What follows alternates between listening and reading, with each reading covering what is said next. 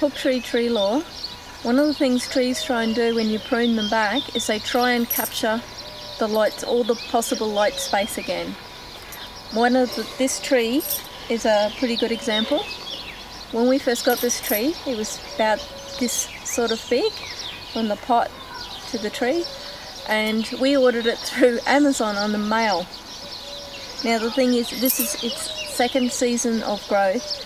At this branch, we haven't pruned it back to grow a piece on. All these other branches have pieces growing on it, so it's decided, because it's up higher and it's got more light space, that this is the main canopy.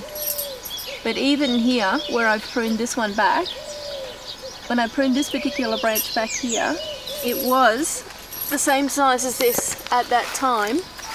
So it's putting growth on here, but I'm not letting it have too much growth. So it's not exploding like this one.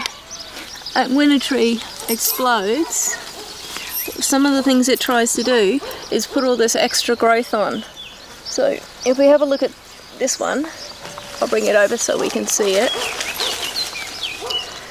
If you see it where every leaf was, it's got a branch, and then on the utmost top leader, it's still shooting out with new shoots at all the leaves.